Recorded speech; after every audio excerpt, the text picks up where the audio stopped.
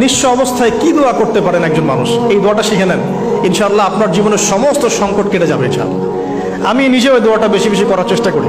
দোয়াটা হচ্ছে, মুসা আলাইহিস সালাম একটা গাছের নিচে হেলান দিয়ে বসলেন, বসে দেখলেন দুইজন মেয়ে দাঁড়িয়ে আছে দূরে, পানি নিতে পারছে না, লোকজন পানি নিয়ে যাচ্ছে, ওরা দাঁড়িয়ে আছে বেচারি। মুসা আলাইহিস সালাম গিয়ে বললেন, কি সমস্যা আপনাদের? এটা নিয়ে আপনারা আবার মেয়েদের সাথে কথা বলার চেষ্টা করেন, ঠিক আছে? তো মাহারাম গায়রা মাহারাম মেনে চলে। তারা বললো যে আমাদের বাবা অনেক বৃদ্ধ মানুষ, আমরা পানি নিতে পারি না যতক্ষণ না আমাদের কম পানি নিয়ে চলে যায়।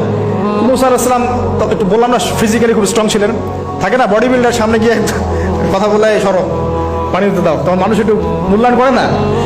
তো মুসা আলাইহিস সালাম এভাবে পানি নিয়ে দিলেন এবং বাছুরদেরকে পানি পান করালেন, করিয়ে গাছের নিচে এসে বসে আছেন। বসে বসে তিনি দোয়া করছেন, এই যে দোয়াটা তিনি দোয়া করছেন, রব্বি, একটা নেক কাজ করলেন, নেক কাজ করলেন না, মানুষের উপকার করলেন, নেক কাজ করে এসে গাছের নিচে বসে দোয়া করছেন, আল্লাহ এখানে তো আমার খাবার পানি বাসস্থান কিছুই নাই, আমি কি করব?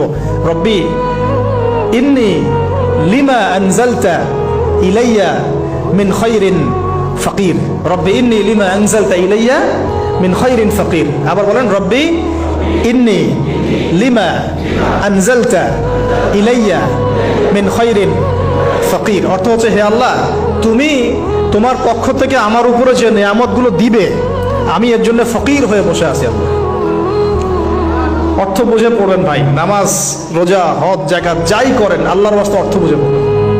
অর্থ বুঝে পড়লে আপনার ইবাদতের স্বাদ পাবেন, তৃপ্তি পাবেন, আল্লাহর সাথে কানেকশন হবে, আল্লাহর নূর পাবেন, মাআরিফত পাবেন, সত্য স্বপ্ন দেখবেন তখন ইনশাআল্লাহ।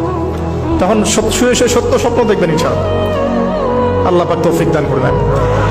এবার আল্লাহ পাকের সাহায্য নেমে আসলো, ওই দুই মেয়ের মধ্যে একজন হেঁটে হেঁটে চলে আসলো। এবার এই মেয়ের হাঁটা সম্পর্কেও কোরআন কথা বলেছে, সুবহানাল্লাহ। এই মেয়ে কিভাবে হেঁটে এসেছে এই হাঁটার বর্ণনাও কোরআন দিয়েছে। কোরআন বলেছে এই মেয়ে হেঁটে আসছে লাজুক পায়ে। এখন আপনি এই পুরো ওয়ার্ল্ডের মেয়েদের হাঁটা দেখেন, লজ্জা আছে? তাহলে মেয়েদের সাথে লজ্জা একটা গভীর সম্পর্ক আছে। এই মেয়ের প্রশংসা আল্লাহ পাক কোরআনে করলেন, লাজুক পায়ে লাজুক ভঙ্গিতে অবনত নয়নে সে হেঁটে আসলো। এখন আপনি কেলে যান, গো টু খেল, আপনি তো টুইন টাওয়ারে যান, দেখেন সবার হাঁটা চলা দেখেন। হায়া লজ্জার কোনো বালাই আছে এখানে? আমি গত লেকচারে বলেছিলাম যে আদম আলাইহিস সালাম এবং হাওয়া আলাইহিস সালাম, ইবলিস তাদের সাথে প্রথম যে আচরণ করেছে ওই ফল খাওয়ানোর পরে, সেটা কি? তাদের গা থেকে পোশাক খুলে পড়ে গেছে, মানে নগ্ন করে দিয়েছে আমাদের পিতামাতাকে, মহাবিশ্ব নগ্ন করে দিয়েছে কে? ইবলিস। তো এখন এই পৃথিবীতে আমরা যারা নগ্নতার চর্চা করছি, তার কার এজেন্ট আমরা বুঝতে বাকি আছে? আমার কথা কি বুঝতে পারছেন কিনা? এই কানেকশন মেলানোর চেষ্টা করেন, ডটসগুলো মেলানোর চেষ্টা করেন। সামনে যাই প্রিয় ভাই, এই মেয়ে এসে বলছে, আমার বাবা আপনাকে ডাকেন, আমার বাবা আপনাকে ডাকছেন। তিনি গেলেন, বাবা শুআয়ব আলাইহিস সালাম। তখন এক বোন ইনডাইরেক্টলি বাবাকে বোঝাচ্ছে যে বিয়ে শাদী দিলে ভালো হয়। এক বোন বলছে যে আপনি তো তাকে পুরস্কৃত করতে চাচ্ছেন, তাহলে এরকম কবিউন আমিন একজন মানুষকে সবচেয়ে ভালোভাবে পুরস্কৃত করা যায় তার যথাযোগ্য প্রতিদান দেওয়ার মধ্য দিয়ে। তো মেয়ের ইশারা বাবা বুঝেছেন, তিনি নিজের এক মেয়ের সাথে মুসা আলাইহিস সালাম বিয়ে দিলেন, সুবহানাল্লাহ। তবে শর্ত দিলেন, দেন মোহর কি? মোহর তো নাই। মোহর কি? এবার মোহর হচ্ছে 8 বছর তোমাকে আমার ফার্মে কাজ করতে হবে। এটা আগেকার একটা স্টাইল ছিল, সুন্নাহ। এটা এখন নাই, যদিও আগে এরকম ছিল যে দেনমোহর দেওয়ার জন্য এই একটা পদ্ধতি ছিল। যেমন ইয়াকুব আলাইহিস সালামের ক্ষেত্রেও এরকম 7 বছরের কথা আসছে, তিনি 7 বছর তার শ্বশুরের ফার্মে কাজ করেছেন। এটা নতুন ছিল না ওই সময়, এটা কমন ছিল। এখন যেমন আমাদের দেশে কমন 10 লাখ টাকা মোহর হবে, 10,000 টাকা দিব, বাকিটা সব বাকি, তাই না? তো এরকম আর কি কমন কিছু বিষয় থাকে আর কি। আস্তাগফিরুল্লাহ, মাফ করো। বলবে বাসরাতে, বলবে আমাকে মাফ করে দাও। শুরুতেই নিজের গায়রথহীনতার পরিচয় দিল। আবার এদিকে শ্বশুরের কাছে মাশাআল্লাহ মোটা অঙ্কের ডোনেশন নিতে চাচ্ছে, যৌতুক।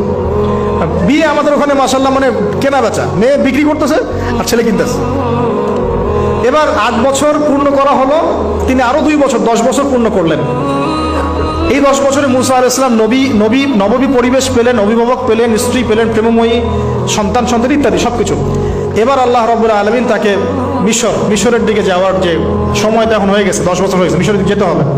যাওয়ার পথে স্ত্রীর প্রসব বেদনা উঠেছে। তখন মুসা আলাইহিস সালাম আগুন খুঁজছেন। আগুন কি খুঁজছেন ভাই? আগুন খুঁজতে তুর পাহাড়ের ওখানে গিয়ে দেখছেন যে আগুন গাছে জ্বলছে, সবুজ পাতার উপরে আগুন। তিনি অবাক।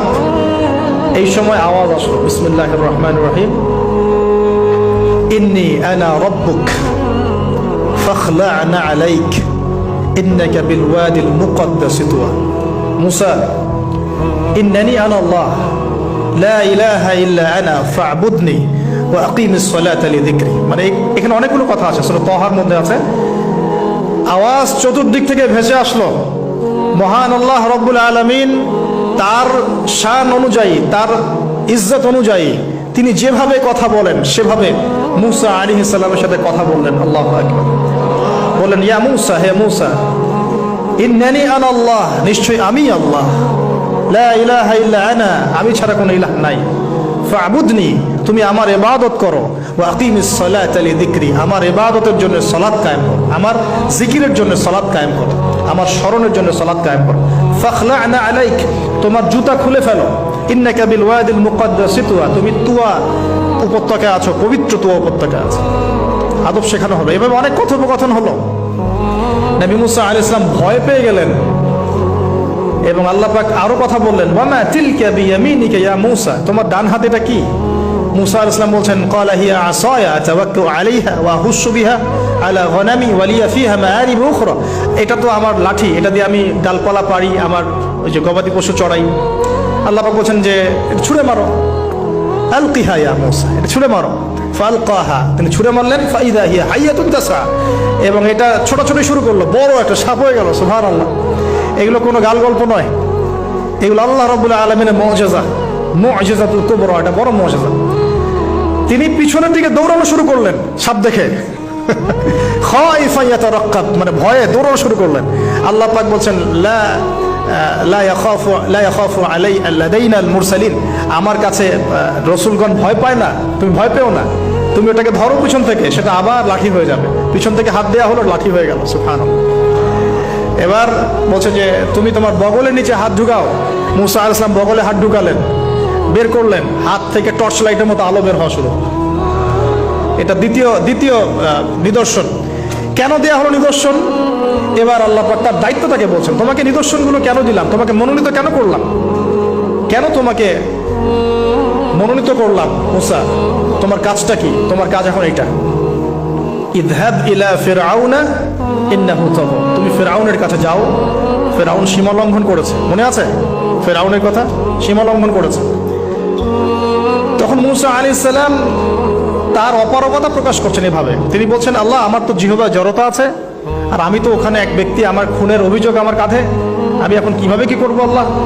তখন আল্লাহ রাব্বুল আলামিন বলছেন, এই দোয়াটা করো। কোন দোয়া? মুসা আলাইহিস সালাম বললেন, রব্বি ইশরাহ লি সাদরি, হে আল্লাহ, আমার বক্ষ প্রশস্ত করো, ওয়াসসির লি আমরি, আমার কাজকে সহজ করে দাও, ওয়াহলিল উকদাতাম মিন লিসানি, আমার জিহ্বার সমস্ত জড়তা দূর করে দাও, ইয়াফকাহু কওলি, যাতে মানুষ আমার কথা বুঝতে পারে। আর আমার সাথে আমার পরিবারের মধ্যে থেকে ওয়াজআলনি ওয়াজিরাম মিন আহলি, আমার পরিবারের মধ্যে একজন ওজির আমাকে দাও, সাথী। হারুন আখি, আমার ভাই হারুনকে দান কর। সুবহানাল্লাহ।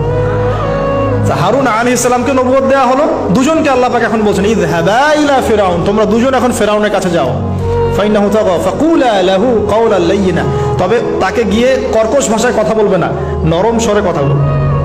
দায়ীদের এখানে সুন্নাহ, দায়ীদের জন্য শিক্ষা আছে, দায়ী আলেম যারা মুবাল্লিগ তাদের শিক্ষা আছে। ফিরআউনের সামনে গিয়ে দাওয়াত দিলেও কিভাবে দিতে হবে? ফাকুলা লাহু কাওলাল লাইয়িনা, নম্রভাবে কথা বলো। লাআল্লাহু, কেন নম্রতার সাথে? লাআল্লাহু ইয়াতাযাক্কারু আও ইয়াখশা, হয়তোবা নম্রতা প্রদর্শন করলে সে উপদেশ গ্রহণ করতে পারে, অথবা সে আল্লাহকে ভয় করতেও পারে। আল্লাহ পাক আগে থেকে জানেন সে ঈমান আনবে না, তারপরেও আমাদের আদব শিখাচ্ছেন আল্লাহ পাক এখানে। তারা দুজন চলে গেলেন, দাওয়াত দিলেন। ফিরআউন মশকরা করছে, ওয়ামা রব্বুকুম ইয়া মুসা, তোমাদের দুজনের রব আবার কে?